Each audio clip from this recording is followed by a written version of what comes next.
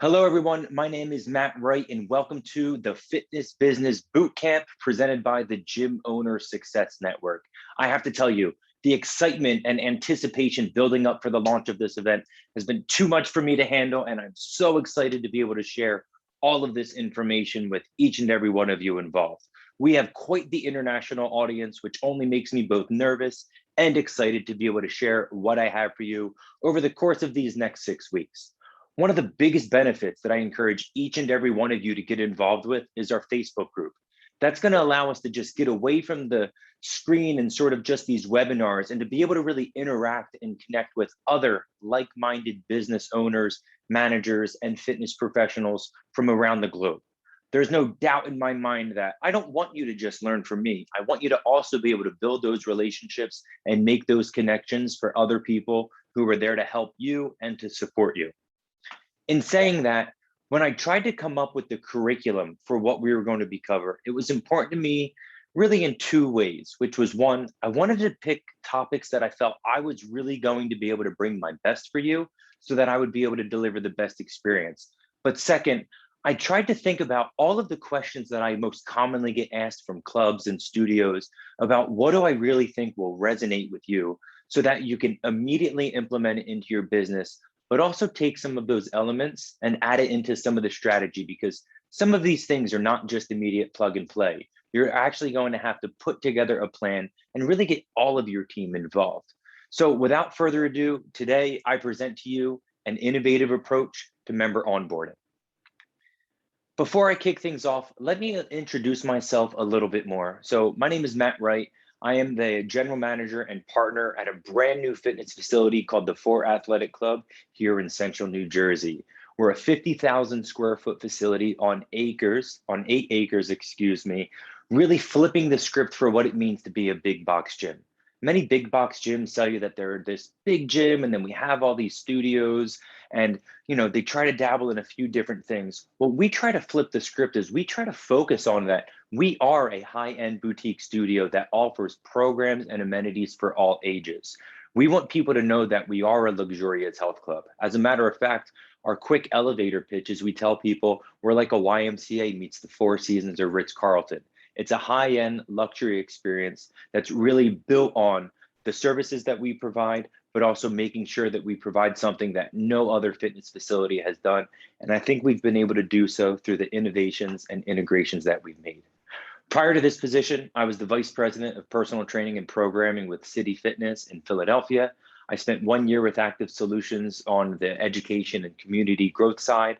And then before that, I spent about 10 years with Health Tracks Fitness and Wellness based in Connecticut.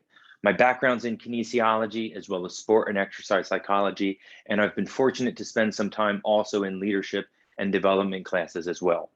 Why do I share all of this information with you? Is the idea behind what we're going to discuss in these 6 weeks and this sort of whole entire program is really a culmination of both my education in the classroom, but also my education and learning and application on the fitness floor. Being able to really mold the two of those together has really helped me develop today's talking track, but also for this entire program. So I look forward to being able to connect with each and every one of you. Please feel free to reach out to me, whether it's via email, through Instagram, and of course, please connect with on the Facebook group, because I can assure you that what you put into this business boot camp, you will get out. And I definitely look forward to being able to speak to you one-on-one at some point throughout this. So enough about me, enough about this program. Let's see what I have in store for you. There's no doubt in my mind that I have to remind you that our world was completely flipped upside down when the pandemic struck us. Not just the fitness industry, right? I think sometimes so many of us have been bogged down into what happened in our space, but everything has changed, right? There's so many challenges that we've faced. This was extremely unprecedented and unexpected. And we're now in a position where we're starting to bounce back. All right. We're starting to think to ourselves, what can we do differently this time around so that we can really help our members, to help our teams? And in all honesty, the one takeaway that I've gotten from this situation with the pandemic is that the fitness industry is slow. We keep trying to do the same thing over and over again and making these minor tweaks, right? Of course, you're never going to hear a talk without the insanity definition, but that's what it's been. We keep thinking that we're going to grow and go down the same path that we've been going down and expecting a different result. But I can tell you, it's put us in this position where we are. I think where we should be, where we are, is probably about 3 to 5 years behind.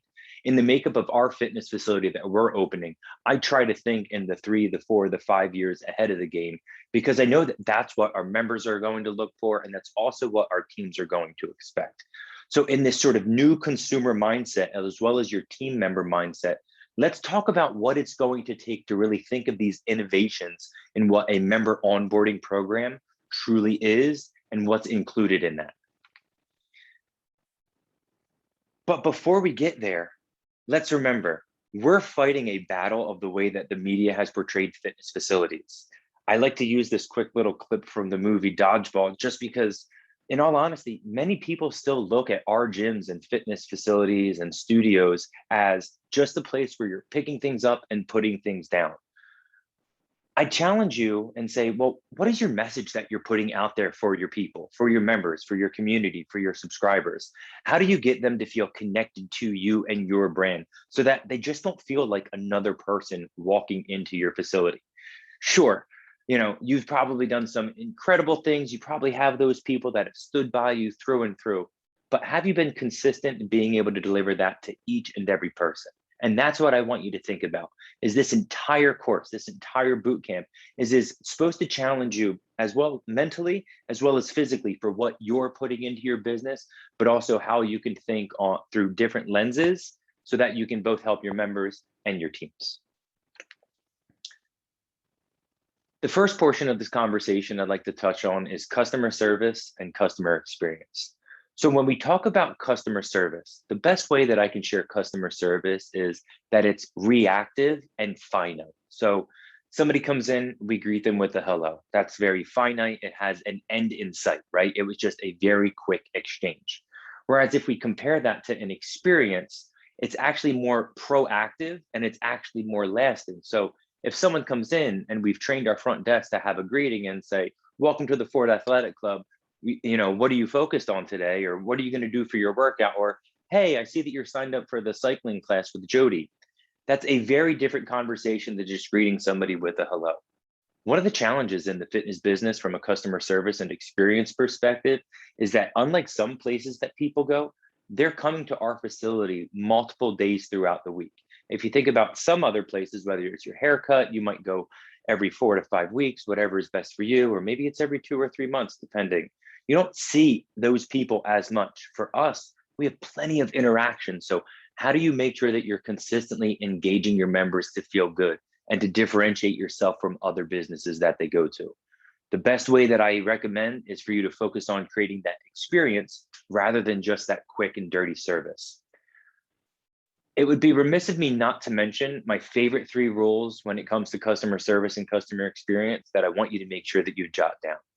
So the very first one I want you to think about is called the golden rule. So everyone knows the golden rule. Treat others the way that you want to be treated.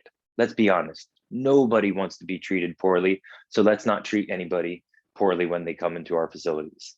The second one is the platinum rule. I want you to treat them the way that you want to be treated. Okay.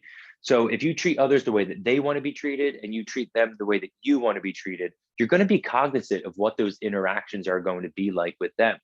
That's how you end up building connections and relationships with people. And these are very customer service 101 rules, but sometimes get looked over, which is why I refresh your memory right now. The third one, and you may not have heard of this one before, but it's the double platinum rule. So with the double platinum rule of customer service is we want you to focus on both meeting and exceeding the customer's expectations. You do that by going one step farther than what someone may typically provide in that service. It's being able to ask them a question so that there's a response, so that it doesn't become a reactive conversation, rather a proactive conversation, so that you end up building that relationship with that person. The most important thing, though, of that double platinum rule is you want to make sure that you're meeting and exceeding the expectations consistently. And that's the key with the double platinum rule. The first place that I want to start with when it comes to this innovative member approach to onboarding is the importance of your front desk. Personally, for me and the fitness clubs that I've worked at, I feel as though that the front desk is the heartbeat of the facility. They're charged with knowing everything that goes on, and we need to make sure that we're empowering them to make the decisions that they need to. We need to provide them with the autonomy they need so that they can grow and also be able to provide feedback to us. But third, we have to show them the value and the importance of that position. I use this picture because it's an old image from the movie Home Alone of what at one point it kind of felt like when you'd go into a fitness club was just somebody standing up there, maybe with a name tag, maybe with a polo on, and sometimes maybe they weren't even there to begin with. But I feel as though that given it's your first interaction with that customer or that member that's coming through the facility, you want to make sure that you're dialed in because that's that immediate reaction. They say you only get one chance at a first impression. Well, guess what? It's the truth. So when it comes to being able to create, whether it's for your members, whether it's for prospects, I want you to focus on making sure that your staff, number one, knows everything that's going on throughout your club. They should never go up to the front desk and feel as though that they can't get the answer that they're looking for. How do you do that? We have to spend time through the education and the upskilling that we provide to that staff. What type of language or verbiage do you want them to use when it comes to being able to be have cohesiveness with your brand and what your club standards are?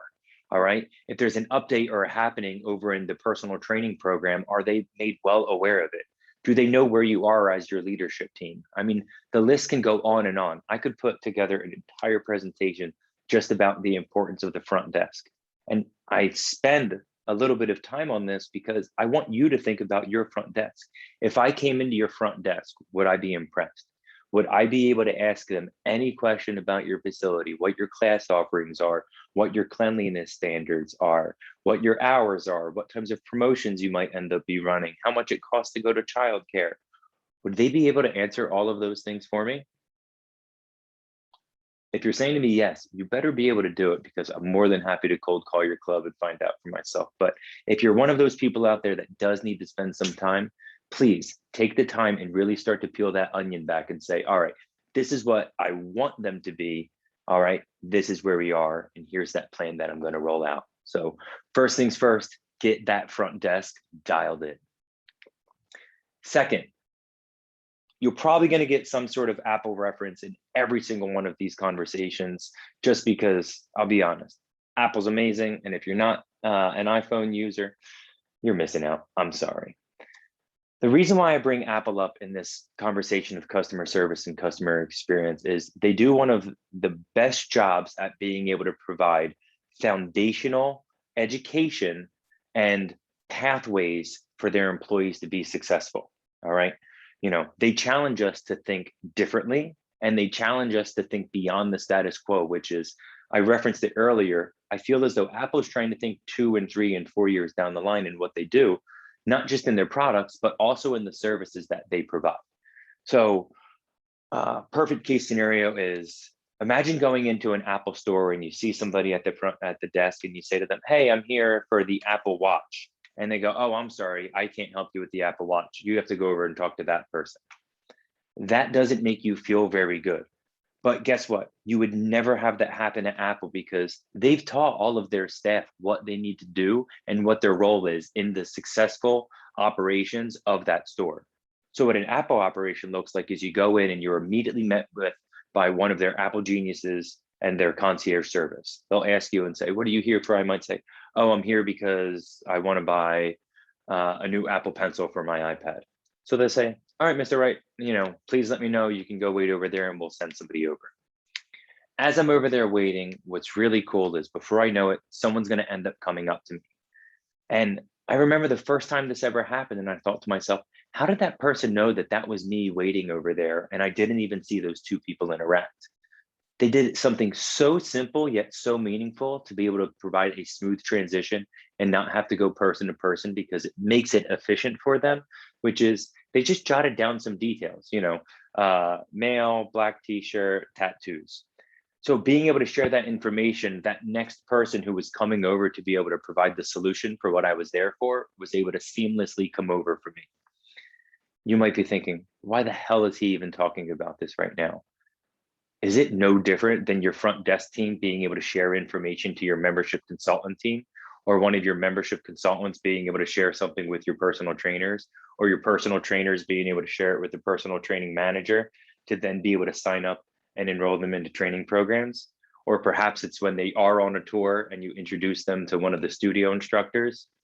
It all has to work in sync for it to work. And I think that's a very simple thing that Apple does that we can actually learn from, which is one, make sure that all of our staff has foundational knowledge about everything that's going on. Whether it's your front desk, your clean team, a trainer, a part-time instructor, it doesn't matter. Get very comfortable at being able to send updates for when people come into your gym, come into your studio, whatever it may be. If it's bigger updates, maybe send an email, but always make sure that your team is signing off so that if that time comes, they can feel confident in being able to help those members. And second, make sure that you're building bridges, not barriers between your departments. When you set the expectation that we need to make sure that we're sharing information, that's when everyone's going to feel as though you're functioning on all cylinders. It's like a machine. All those cogs need to be working in order for them to be successful and for them to operate at their peak performance. All right, second most talked about thing. You get Apple, Starbucks. Don't worry, I'm not hitting Disney or Facebook or Google during this one, but they will come down the line, trust me. What I love so much about Starbucks when I talk about customer service and customer experiences, first things first is they crush the double platinum rule. They're very good at meeting and exceeding expectation, but they're really, really great at being consistent. I could go to any Starbucks and my coffee always tastes the same. I also like that every time that I go to a Starbucks, I'm greeted in the same exact manner. That makes it very seamless for me to be able to come in. I can go in, get my coffee, have a really great experience, and then go on. They're a perfect example of a business that you actually go to frequently if you're a coffee drinker, where you'll actually have more than one or two interactions per week. It's difficult, and there's nothing better than feeling like the barista knows my name and knows what my order is when I go in. It's a simple way that shows that they're paying attention to me and want to build that relationship and connection with me. The second thing that Starbucks does is they pay special attention to the way that they market to you, especially when you end up downloading their app. The one thing that they ended up having to do because of some challenges that they were faced with timing of orders and being able to get people in and out, was they really had to focus on being able to build out their app platform. And once you started downloading the app so that you could pay for things, it allowed it to be much more seamless, all right, for you to be able to make that order and then go and be able to pick things up. And it started out as just a pay model, right? You were just using your app or your app to be able to pay for it. Then they realized, you know what? We can't keep having these people spend so much time in our stores because it's backing us up. So then they went to mobile ordering.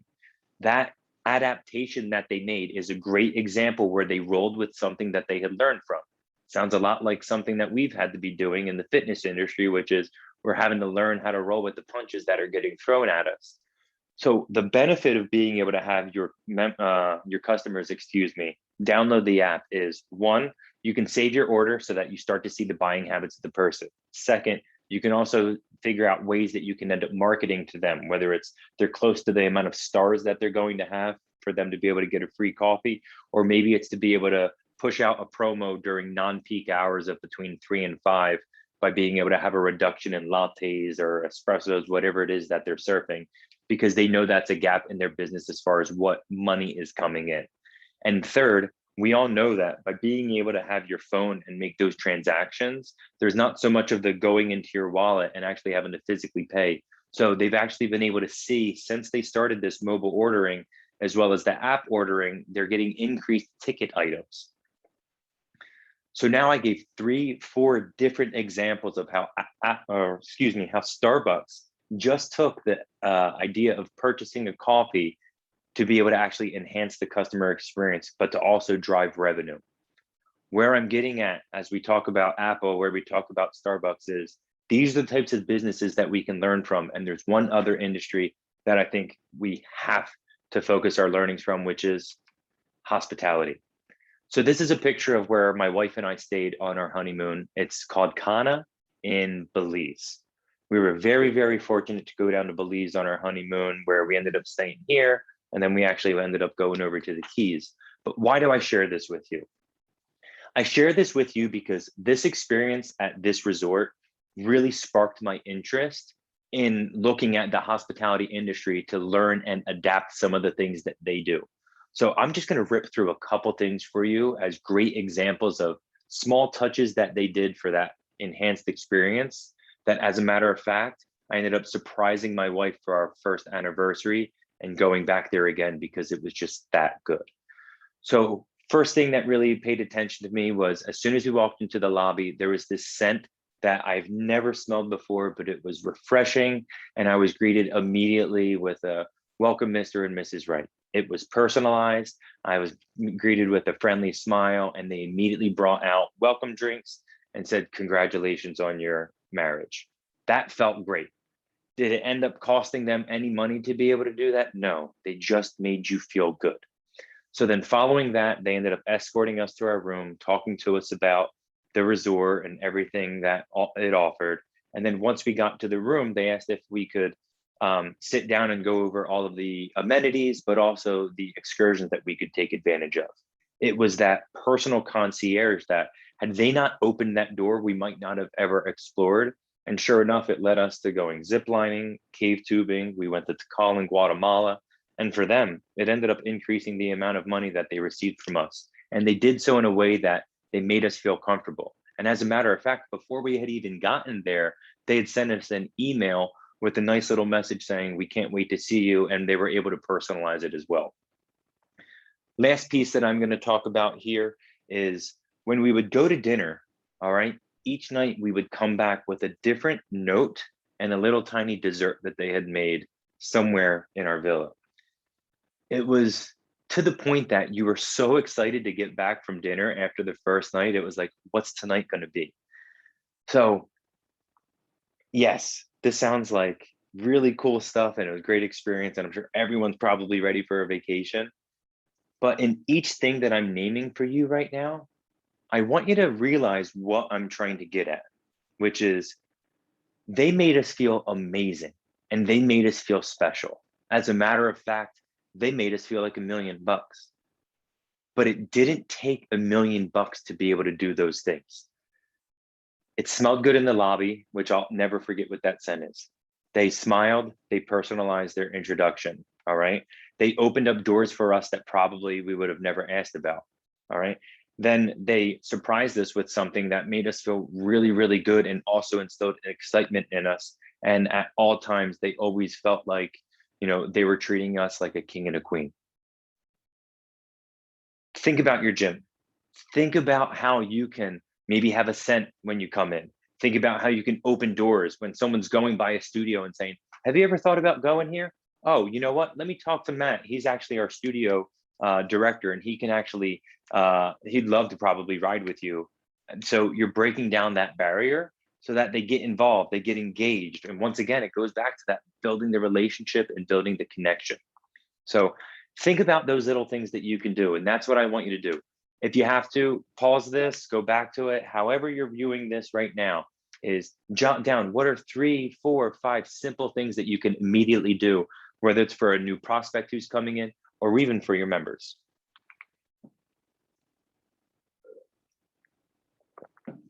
So we're going to make this adjustment to journey mapping. How many of you actually use journey mapping in your business? So journey mapping, I'm gonna have to say probably about 50-50 businesses do use it versus do not use it. And I think that journey mapping is one of those elements that you definitely want to add into your fitness business. Essentially, journey mapping allows you to look at the different avatars of your facility and actually create pathways for each of them to understand what that user experience is like. So if I just use Starbucks quick, it's, you know, I'm going in, I'm walking in the line, I'm ordering, and then I'm going down to the end of the counter to pick things up. They have to be cognizant about what I'm seeing when I'm going up there, what am I going to pass, what type of signage, what type of marketing, etc. No different for what we do in the fitness business is we have to be able to create what each customer journey map is going to look like, and then enhance their experience by being able to take careful consideration into those interactions, into those experiences. So I'd mentioned that the first thing that you want to do is create avatars. So creating avatars is essentially profiles of your most common gym members. I like to start usually around 8 to 10 of these profiles. So some of the profiles might be, somebody who attends your group fitness classes or regularly attends your studio programs. That could be one avatar that you create. Another could be someone who just uses cardio, somebody who uses weights, a family coming in to use the club. Their experience is going to be maybe very different from a college student utilizing the facility. You want to make up those 8 to 10 and think about creating what that journey map looks like. There's a few different ways that you can get this information. So if you're able to actually go into the systems and the operations, you can see who's using what and when. As a matter of fact, I love being able to look at the time of the day that the facility is used and see common check-ins. I can extract the data and actually sort so I can be very strategic in who I'm marketing to at certain times. Easy way to do this is if you think about the music that you play. So, I might not have very loud pop or dance music during the day as compared to later in the evening post the dinner crowd. It's a different group. Maybe the middle of the day at my club, it's going to be a little bit softer tones because, it's more of the adults that are actually going to end up being in there as compared to maybe youth, college students, kids, etc. I have to think about what that user experience is to enhance that member experience. All right. So next step is create these 8 to 10 avatars and really think about how are they utilizing your facility? What are they looking at? What are they feeling when they go into the club? What are they hearing? All of those and how you integrate those senses helps you to be able to identify the best way to maximize their experience, but also, especially if they're a prospect, to be able to deliver that just excitement to get them really dialed into what it is that you offer compared to your competitors out there. So when you're coming up with the journey map, I want you to break it down in almost a step by step by step by step. So even to the fact of when they end up parking in your parking lot, that's one of the first steps of the journey map. And sometimes that journey map, if they're a prospect, is when they essentially end up visiting your social media page or even your homepage for your web page at your club. That's part of that journey map because more often than not, that's where people are making their first interactions with us and making their first impressions with us is through those technology channels. So when you think about what they're seeing, that's why it's so important for us to capture where was their original source about how did they hear from us. So if you're not getting that information, please, please, please make sure that you're collecting how did you hear from us when new people are coming into your facility. It will help your marketing dollars. So then as that person comes in, think about the checkpoints. So they park, they're coming in, they're checking in at the front desk. Where are they going to next? I want to know, how is your signage being used, right? At this point, we're removing all paper signage from the entire club. Everything is through a digital TV display, which we've strategically placed. It's going to be on loop, but it removes unnecessary printing. But also, we're so used to using screens, let's focus on those. I'm sure I could walk into your facility right now and there would be a sign that you forgot was even there. People become sign blind because it's just always there. We want to come up with creative ways that will actually get them interested in what we're doing as compared to making them feel like we're just doing it to do it. As you map out this journey, pay careful attention to how your team interacts with each of these people who are coming as well. So how many team members are they going to pass if they're going to one of your studio classes? How many people are they likely to pass when they're going to your locker rooms? It's important to me that we always have somebody in our lobby cleaning as well as on our main fitness floor cleaning, especially now. But it also makes people feel good knowing that we're taking care of their facility because we want them to feel as though they have ownership in what we do.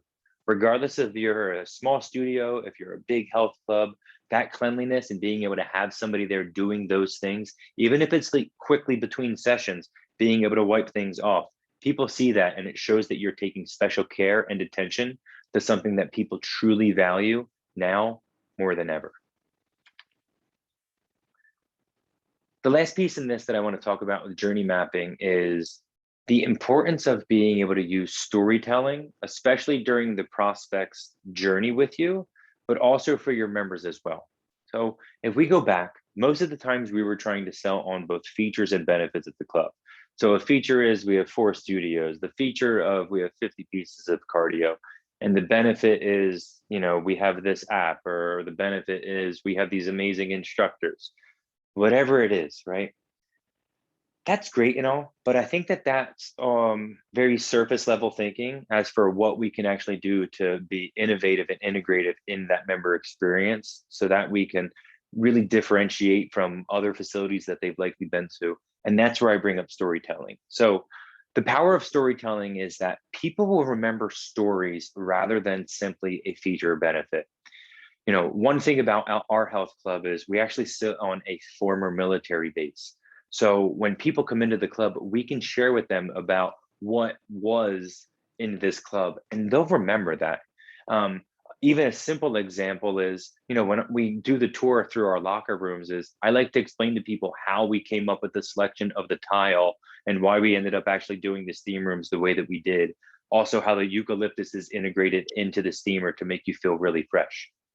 People will remember that. And let's be honest, when we're taking them through these tours, they're just getting inundated and slammed with information. But there's going to be probably 2 or 3 things that stick out to them that say, wow, that was really impressive. What those 2 to 3 things are that makes them feel really, really impressed is up to you. And it's based off the information that you learn as you're getting to know that person. All right. Another example is I think of our yoga studio is also a hot yoga studio. So I share with them about why the flooring is the way that it's set up, or why we ended up actually making it soundproofed, and the way that the fireplace is actually built into the studio itself. People will remember that, especially if that's something that they're very interested in, because once again, it's been told with a story.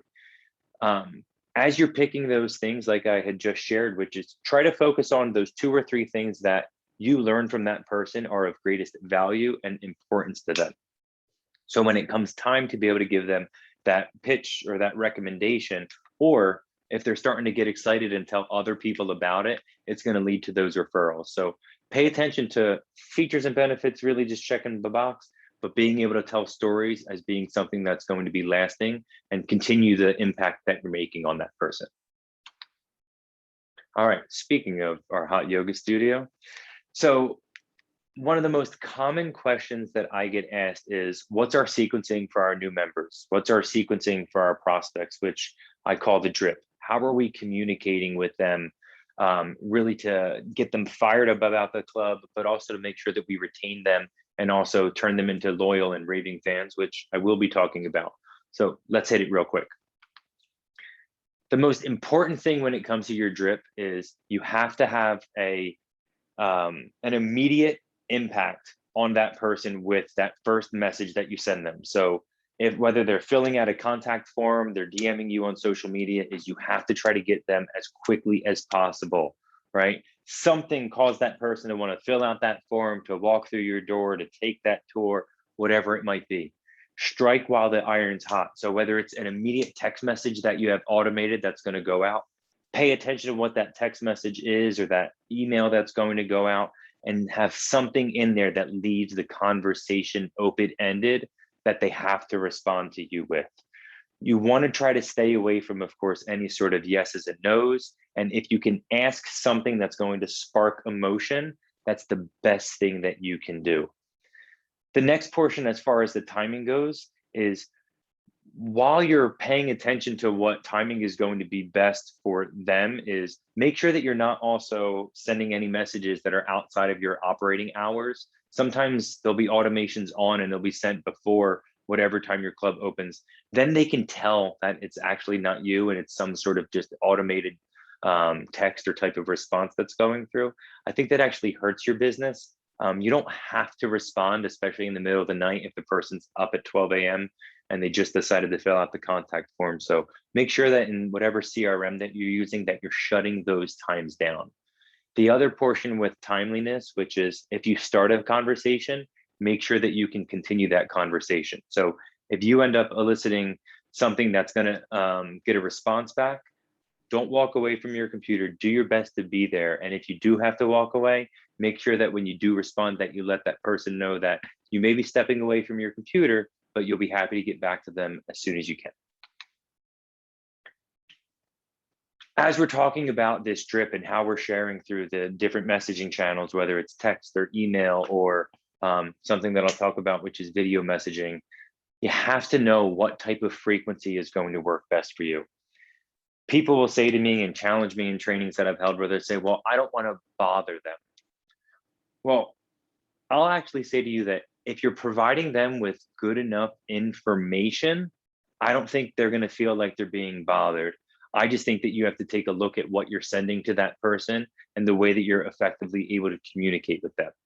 I also think that you have to consider what's being sent as an email, what's being sent as a text message, and what might be sent as a video message. How those communications are delivered can go a long way from an impact standpoint. If you are to ask me what ours looks like, so I won't share which is which just because of time, but we have an immediate response as far as, and I'll use a prospect journey. So they immediately get hit with a text message 2 minutes or 3 minutes after the person fills out an inquiry. Based off that, we're of course trying to get them into the club for a tour, but we end up following up a sequence of a 1, a 3, a 7, a 14, a 21, a 30, a 60, a 90, and then 30 days before their anniversary. These are just through the templates and the automations that we've created. But when I say this is we've created these as a guide, but not as this is what's always going to happen, because I'll share a little bit more why we don't just make it so it automatically goes out. I make sure that when we go into our CRM, we have our guides for what's going to happen, but we want to be able to tweak it to make those people feel special. Another component of this is you want to make sure that in these communications that they're aligning with what the happenings are within your business and within your facility. You can make those adjustments. It doesn't always have to be that the 3-day follow-up is the email about this or that, or the 7-day is always going to be about our nutrition program, or 14-day is going to be about what personal training options that they have. Feel free to be able to switch them up based off those conversations that you've had. Once again, it personalizes it, because if you start sending the message about a yoga class to somebody who doesn't even take yoga, it's just going to feel like, why am I even receiving this? That's where we can outsmart the consumer and say, you know what, we're paying special attention to you. And what I'll tell you, we just learned from this pandemic is that the consumer has only gotten smarter and the expectation has only gotten higher as well. So as we think about this drip, we think about the timing of it, we think about the frequency that's best. What I was alluding to is we need to try to customize them as best possible based on the information that we receive. So say that I end up meeting with somebody and they tell me that, they're a couple, they have 3 kids, they just recently moved to the area. Dad works in New York City, mom takes care of the kids during the day. She also has a tennis club. She's had an issue with her elbow, but she really plays through it. And all the kids are involved in sports. Sounds very common for a conversation that we would have. And what we want you to do is to make sure that you're paying attention and taking notes on this information that they're sharing with you. Because when you do start those texts, those emails, those video messages, you can take that information and then you can personalize it. It also shows that you were actively listening to them by being able to reiterate and bring back that information into your conversations with them, which once again, your competitor down the street probably is not doing. So if you think about sort of creating this innovative strategy for your onboarding, right? Whether it's a prospect or if it's a member that's been with you a long time, being able to plug that information into your system for you to use, whether it be now or down the road, is only going to be something great for your back pocket and take your skills, your experience up one more notch. So where we want to end up paying attention to much of what we're doing is how we can best utilize text messaging. The average person responds to a text message in 8 seconds, at least based off one of the most recent articles that I've looked at. It's been said that in teens, it's actually shorter than that. People live on their cell phone. So if you're not utilizing text messaging in your business, I would encourage you highly, highly, highly to make sure that you're utilizing text messages. The other thing with text messages is do your best to customize them and do your best not to write a novel. Nobody wants to have to scroll through a long text message. You want to keep it quick, succinct, and to the point in what you're getting across. One of my favorite ones post tours is like, how would you rate your tour from 1 to 10?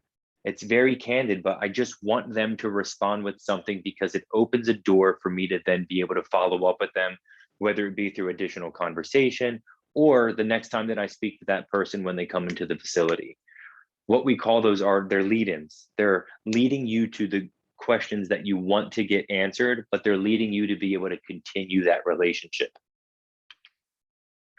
The last piece to this, okay, and it kind of goes to that story that I'd shared, but how can you surprise and delight them? Similar to that little message and the little dessert that we had on our pillow at our resort, but how can you surprise and delight them? And it doesn't have to be tangible things, but how can you surprise them with being able to refer back to something that you learned about that person? You know, so if somebody comes in and they tell you about their daughter's wedding coming up in December, even though that may be 4 months away, if you make a note on that member's account for you to send a text on the first day of December that says, you know, I'm sure you're getting excited for the wedding, you know, your Ford Athletic Club family is here for you. That's going to make them feel really good. Shoot, I've never had my barber reach out to me to do that, a hotel I've ever stayed at reach out and do that for me. Frankly, I think anywhere that I've ever been outside of, honestly, my car dealer always checks in with me like every 6 months to see how I'm doing, which is kind of nice to tell you the truth, because prior to this current car dealer, I never had anybody do that. It sticks out. And of course, they're trying to continue to win my business. So that's one simple way, is being able to use the information to be able to surprise and delight them.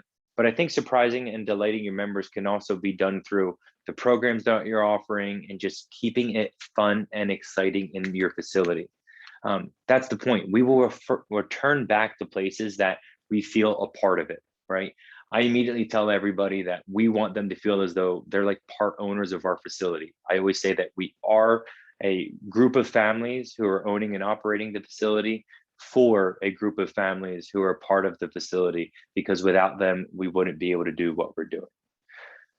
As you think about the surprise and delight element, brainstorm. Think maybe 2, 3 things that you're like, you know what? I think that we could actually start doing this from time to time and get your team really around it. A great book that I like on this topic is by John Ruhlin, Ruhlin, but it's called Giftology. It's the science of gifting. I don't think it's in this library. I have it on my iPad, but be sure to go check it out. It's a quick read. It's a very quick audio.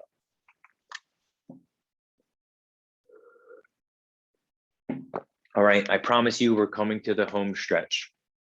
And I want to pause before I get into content, because what I've done today, I hope, is to really make you think differently about the member onboarding approach. Member onboarding doesn't stop ever.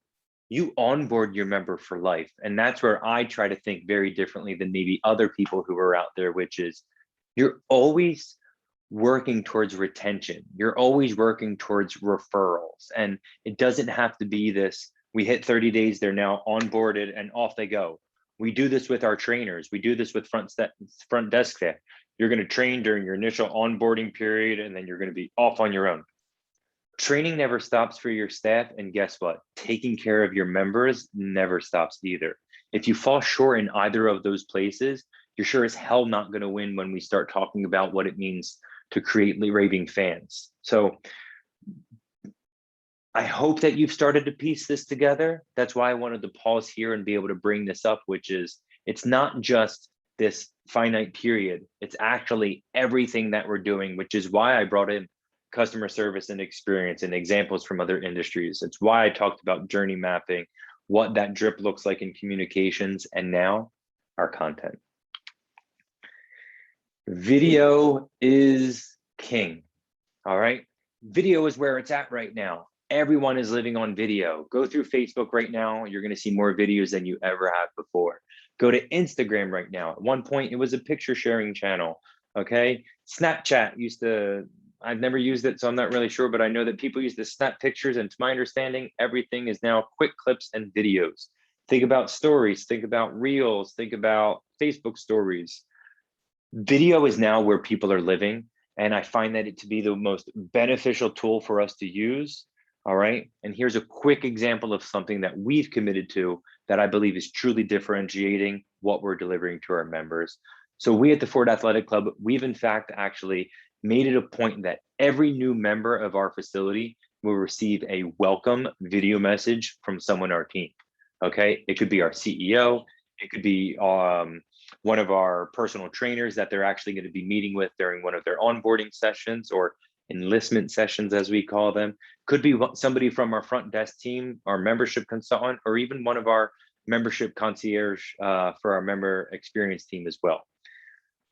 The great thing about video is that it comes with emotion. If each and every one of you who was watching this right now could only hear my voice during this presentation, it wouldn't be as much fun. Let's see, if I go out of picture and I'm just talking and you don't see my body movements, all right, it just doesn't feel right, in all honesty. But if I come in and you can see my enthusiasm, you can see my movements, it makes for that much more of an experience. So does it get difficult being able to have your staff film these? Yeah, from time to time it does, because it does take a little bit of practice, right? Confidence only comes with competence, so you have to end up putting those reps in. But what I like about these are, it's so quick for me to say, hey, Chris, Matt over at the Ford Athletic Club, just want to thank you so much. Sorry, Apple Watch. Thank you for being able to join, us here. We look forward to being able to see you over at your first cycling class that's scheduled for Friday at 9. If there's anything I can ever do, let me know. Very quick, very dirty. It's personalized, and then that person gets excited. You're trying to lengthen the time that you're spending with that person, but also trying to move one step down that continuum of being able to build that relationship and that rapport with that person. The next piece with the content is, I hate email. I hate it. I hate it. I hate it. If you send me an email that's more than like 4 or 5 sentences long, it's probably going to get backburned and I might read it. Why? It just takes up a lot of time and we get slammed with email, especially for someone like myself who really focuses on time management and productivity. I just can't find myself in front of a screen because I'm much more successful if I'm interacting with members, coaching and leading our teams and our staff. So rather than telling people and inundating them and slamming them with tons of words and information, try to show them. And it doesn't just have to be video. Try to use images in some of the things that you're selling or sending, excuse me. And with this also says is, like, if you are putting those words together, try to keep it to 6, 8 sentences and try to keep only one idea or 2 ideas at a time. You don't have to put everything in one email and think that they're going to read it, because they're only going to pick and choose the things that they probably want to end up reading. And then the other element that comes into this as well, what if I have to get a bunch of stuff across to them? Well, for one, you need to try to do your best at planning what your communications look like, rather than feeling like you're being reactive to have to send these communications. I always build out my map 90 days prior for any sort of bigger communication that's going to go out. It's a little bit different when I'm sending follow-up text messages or video messages, but especially when it comes to email, because I want them to be, polished in the way that we're writing them, it's always part of our greater plan, unless we have to, of course, shift and adjust from time to time. All right, we're getting down to the very, very end here. So I want to talk about a book that is actually right here, which is Gary Vee's Jab, Jab, Jab, Right Hook. The concept of this book is, you want to be able to sort of like plant these seeds with people before you end up actually, expecting that a plant's going to grow. Or if you're going to try to knock out your competition, you have to throw those jabs to put them in position before you end up sending that big right hook at them. The scenario that I like to use for this is personal training, which is, I find that personal training is one of the places that we try to go right hook more than ever. And I also think that sometimes even in the boutique space that we try to right hook them with joining now, whatever it is. But I ask you, what have you done to put them in a position to want to win with you and for you to be able to win with them? And we do that through these jabs and then being able to then end up closing. So with personal training, perhaps in your drip campaign for a new member, in one of those pieces is just about a fitness tip. Maybe there's a way that you can Have something in your app that's a free workout program that that person can have exposed. In your digital displays throughout your club, you could have personal trainer bios that maybe they ended up going to the same college or university that that person went to. Have them list on their bios like similar likes and interests. That sparks people's attention to want to start that conversation. One thing we've even done that I love is on those TVs, we have QR codes on the trainer bios. So you can actually walk by. If you see Steve, our PT manager's bio, you can hit his QR code and actually learn more about Steve and even go in and book a training session with him. We're trying to set all these different jabs so that we can put ourselves in a position to win. No boxing fight has ever been won with just somebody going out and hitting them right away. Yes, there's probably a few out there, but for the most part, you want to make sure that you're setting yourself up to be able to win and to also not get knocked out yourself. So in order for all of what I've just shared with you to be able to work together, your teams have to be working succinctly and in the right direction. Front desk, I started with here today. I started then talking about how marketing is going to end up driving the members into the club, and also how your membership consultant teams, your membership advisors, however they're set up, is all working in that same manner. We need to know what the principles are of customer service, customer experience. We need to make sure that our teams are well aware of what's going on to try to increase that level of expectation for our teams, but also for our members, and make sure that we have a strategy for what that member's journey is going to feel like each and every time they come into the facility. When we start to get more granular and we dig a little bit deeper, that's when we start to win. The hardest part in everything that I shared with you today, because I don't want to sit here and say that what I've discussed with you is very easy, but you need to be able to pick what are these 1, 2, or 3 things that Matt discussed with us today that I feel that we can successfully do in our business. What are some things that down the line I feel like I'd like to be able to work to? And then you need to create your own journey map for your business and for how you're going to be able to approach everything that you're doing in order to be successful. So if I tie all of this together, we hit customer service and experience, we talked about journey mapping, we talked about the drip, we talked about the content. I want you to leave today's conversation and I want you to write down, what are those 2 to 3 things that you want to focus on immediately? What are those 2 to 3 things that you'd like to spend more time on? Please do not sit here and think that just because I shared it with you, that this is the time for you to just start doing it immediately. I want you to really take in and divulge and keep this information and really think on it before you start to act upon it. All right. Just because you read a book doesn't mean that you're going to be able to be the best leader in the world just because it's been written by a really good author. It's no different here. So if you want to follow up in the Facebook group, I'd highly encourage you to be able to reach out, either post something that the whole entire group can share, or feel free to just shoot me a direct message and I'd be happy to continue the conversation. So as shared before, this is all of my information. Please either shoot me an email, you can follow me through the Instagram channels, and most importantly, connect with us on Facebook because we are just getting started.